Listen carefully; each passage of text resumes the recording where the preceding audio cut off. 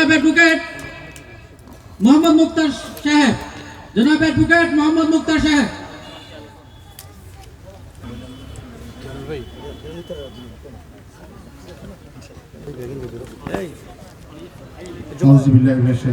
হযরত গরিবে নওয়াজ স্মৃতি সংসদ কর্তৃক আয়োজিত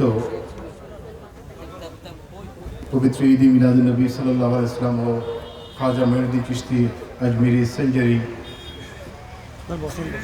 রাদিয়াল্লাহু তাআলা আনহুর বার্ষিক উরুস শরীফ এবং অত্র এলাকার সকল মরহুমাদের ইসালে সওয়াবের উদ্দেশ্যে উদযাপন উপলক্ষে আজিমুস শাহ সুন্নি সম্মেলন 2025-এর সম্মানিত সভাপতি, সম্মানিত উদ্বোধক, সম্মানিত বিশেষ অতিথিবৃন্দ, প্রধান বক্তা, আলোচকবৃন্দ এবং অত্র এলাকার মুরব্বীরা, নওজোয়ান ভাইয়েরা, আসসালামু আলাইকুম ওয়া রাহমাতুল্লাহি ওয়া বারাকাতুহু।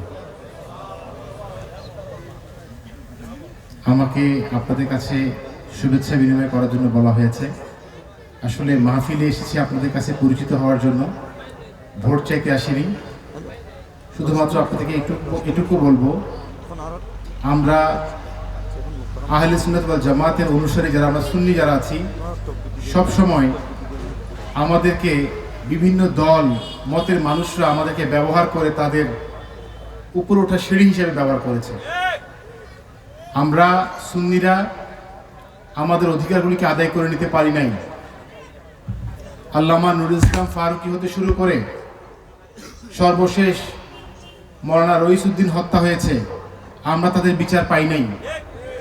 বিচার না পাওয়ার কারণ হচ্ছে, যেখানে বিচার হবে, যেখানে আইন প্রণয়ন হয়, সেখানে আমাদের কোনো লোক নাই। এভাবে চলতে থাকলে আজকে আপনারা যা মাহফিল করছেন, বিভিন্ন দরবার আজকে হুমকির মুখে আছে। বিভিন্ন বড় বড় দরবার ফেসবুক খুললে দেখা যায় এইসব দরবারকে গুড়িয়ে দেওয়ার, ভেঙে ফেলার হুমকি দেয়। এই দেশে ইসলাম এনেছে, এই দেশে ইসলাম প্রচার করেছে আউলিয়া একরামের মাধ্যমে। এই আউলিয়া একরামকে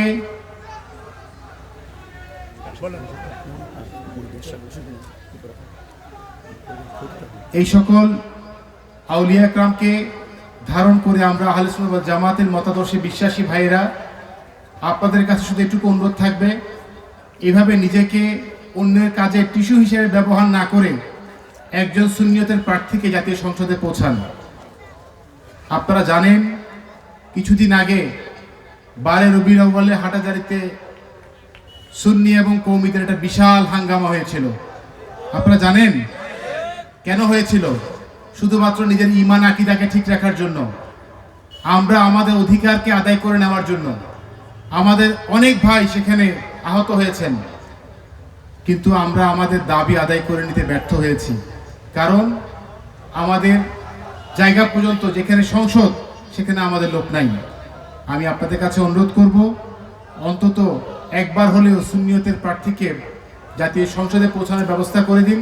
ইনশাআল্লাহ আমরা আমাদের সকল শহীদ ভাইদের বদলা নিব ইনশাআল্লাহ। আপনাদের সবাইকে পাবো তো? সবাইকে ধন্যবাদ জানাচ্ছি। আসসালামু আলাইকুম ওয়া রাহমাতুল্লাহ।